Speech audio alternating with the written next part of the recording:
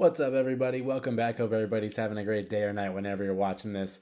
The Seattle Seahawks are probably the biggest dark horse contender to make it out of the NFC this year. That's right. I think this team could be one of those sneaky teams that's like in that 4 or 5 range that could end up taking the whole thing. They have a chance to do it. I'm gonna break down why based on their free agency, their draft, just what they did this offseason, building upon an already really impressive team. But before I do, if you're new to the channel, please subscribe. If you enjoy this kind of content, please like the video. My question to you guys is, do you think they're a dark horse to win it all, to make it to the Super Bowl? Or what's your expectations for them? I'm not going to say that's my expectations for them, but looking at it, I'm like, wow, this team is deep. Like they improved in their weaknesses over the offseason. This looks like it could be very volatile out there. So yeah, let's just talk about the offense and the defense. Let's talk about why I think they're going to be so good. So I've talked about this offense a little bit about a couple weeks ago. I just think that their receiving trio that they have with DK Metcalf, Tyler Lockett, and now Jaxon Smith-Njigba is just top notch. It could be one of the best in football, if not the best at the end of the season, depending how JSN pans out. I know he had that little small fracture in his forearm, but looks like he's already practicing with it. Wicked. But so the receiving core, amazing. I think they're elite. DK's a dog. Tyler Lockett is as consistent as ever. And then you add in this explosive playmaker in JSN, right? Jake Bobo, right? Nobody saw this coming. Preseason standout, dude, makes the team as your wide receiver 4 or 5. Fans love him. Just give him a little bit of nod right there. The running back group: Kenneth Walker III and Zach Charbonnet. Zach Charbonnet is a second-round rookie out of UCLA, I believe, was a dog in college. You have two nightmare running backs, matchup nightmares. They can catch, they can run, they can pass block. That's great. You have a little bit of depth there. And obviously you have your all-pro quarterback, or Pro Bowl quarterback, I should say, in Geno Smith. Got him a nice little contract extension. He really had the biggest redemption arc in all of football last year. And now you gave him another toy. You added to the O-line a little bit by adding Evan Brown at center. He started 12 games for the Lions last year in place of Frank Ragnow and did a very good job. The Lions O-line was really good last year. He played a big part. You give Phil Haynes the full role at right guard instead of Gabe Jackson. You cut that loose. You draft a guy like Anthony Bradford in the 4th round just to get a little bit of depth on there. And then you have Charles Cross, who was a very high first-round pick last year, going into his year 2 season, a little bit more continuity, playing in the NFL, kind of knows what to expect. That's always important, especially for O-line. So that's the offense, right? I kind of just wrapped that all together in probably like a minute and a half or 2 minutes or something. But the offense is explosive. They improved upon a weak O-line, so they added, just kind of put a little bit of, trimmed a little bit of the fat around there. I think they were like the 26th or 27th ranked O-line last year. If they're top 20, I think that's manageable. I think that's solid. And I think that's enough for them to get to where they're maybe trying to be. So I think the O-line and the offense particularly, just in general, that firepower is top notch. But the defense is where the Seahawks really won the offseason, in my opinion. They added, I think at the end of last season, they were like, look, we need to add more punch. We just don't have enough punch on defense, right? You have guys like Uchenna Nwosu and Tariq Woolen and Jordan Brooks. Like, you had those guys who are like true, really good players. And then outside of that, there's some guys that I'm forgetting, but you say, we need to add the pass rush. We need to get some juice going after the quarterback so we can force more turnovers, right? So we signed Dre'Mont Jones, who was a freaking beast for the Broncos last year. Really good pass rusher. So that looks great, right? We bring in Jarran Reed, who we had before. Bring him back in. Really good run stuffer. Now we got a little bit of penetration up the center. So you kind of shore up the D-line a little bit with those additions. But behind the D-line, right, they revamped the D-line completely. Changed that whole thing up. So you have Dre'Mont Jones, Jarran Reed, Mario Edwards, Uchenna Nwosu. Like, you got a good kind of front four there, right? Pass rushing that quarterback. You also add Derek Hall out of Auburn, had like 7-8 sacks, I believe, last year in college. You add some pass rush punch in the draft. So you do that. You beef up the front 4, front 7, okay? And then your linebackers, Jordan Brooks was already really good at football. And then you bring back Seahawks legend Bobby Wagner, who proved he had a ton left in the tank last year on the Rams. So you bring in that veteran leadership back into the fold. And, fan favorite. Everybody loves Bobby. Everybody gets it. So you got really a revamped and improved front 7.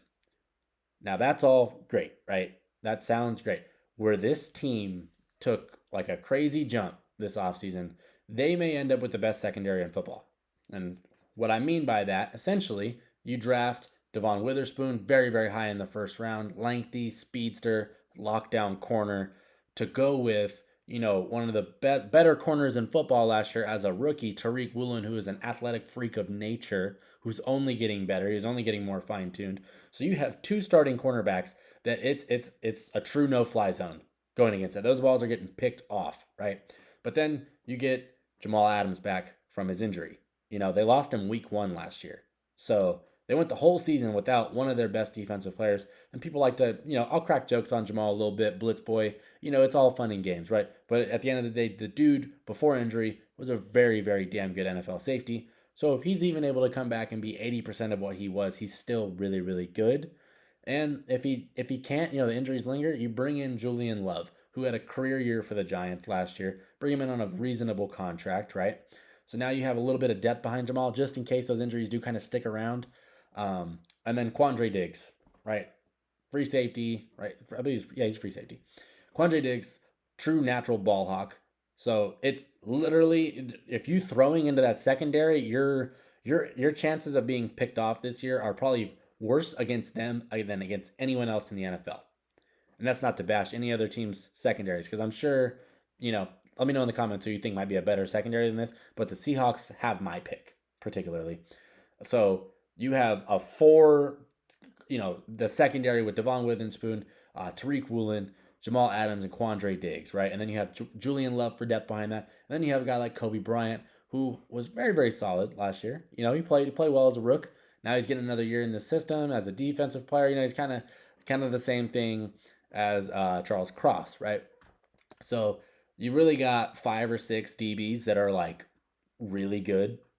And then you have a front 7 that is revamped, has elite players like Dre'Mont Jones, Bobby Wagner, Jordan Brooks, Uchenna Nwosu. Like, they did so good in this offseason. And, everybody kind of, when you look at the NFC, everybody goes, okay, Philly, yep, they're going to be a contender. The Niners, yep, they're going to be a contender.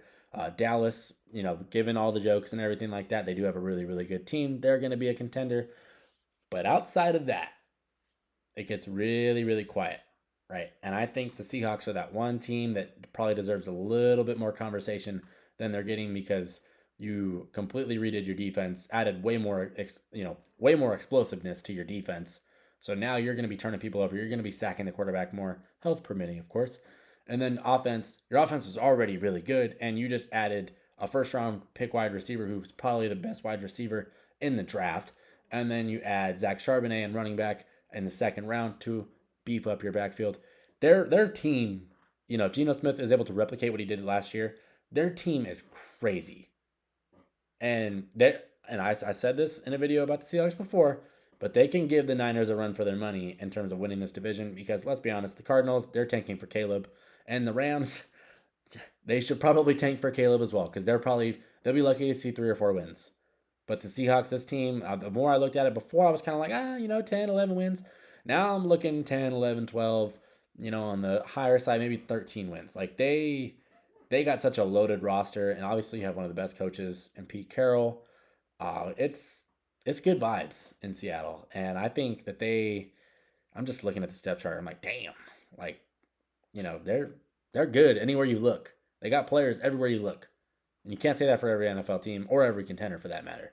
So yeah, I think Seattle's a dark horse. I'm not gonna put them over Philly or San Fran necessarily, but I do think that they can be one of those teams that is gonna be on that level and in that debate.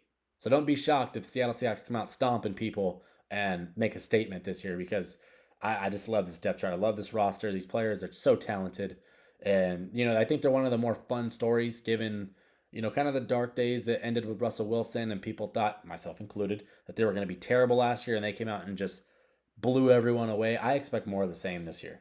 So what are your expectations for the Seattle Seahawks this season? My expectations, they got to get to the playoffs, win a playoff game, but I think that they are one of those teams that you're not going to want to see, of course, depending how this health turns out, because, week 1 looks a lot different than week 18, so we'll see what the roster turns out to be, but, you got playmakers in the receiving core. You got playmakers at running back. You got a quarterback that's out to prove everyone wrong. You got an improved O-line. You got a revamped D-line. Brought back one of the best linebackers in football. You drafted a top 5 corner You already had a top 10 corner in Tariq Woolen. You get Jamal Adams back. You have a top 5 safety in Quandre Diggs. Debatable. He's top 5, 6, 7, somewhere in there. And then you add it's just nasty over there. I'm like kind of fangirling about it a little bit, but if you're a Seahawks fan, it's a good time to be a fan. So I think the Seahawks will be really good, obviously. If you're new to the channel, please subscribe if you enjoy this kind of content. Please like the video, but buy all of the Seattle Seahawks stock that you can. This team is going to be a sleeper this year, and there's, come week 18, come playoff time, there's not going to be a lot of teams that want to see them if they're healthy. So, thanks for watching. I'm done. Peace.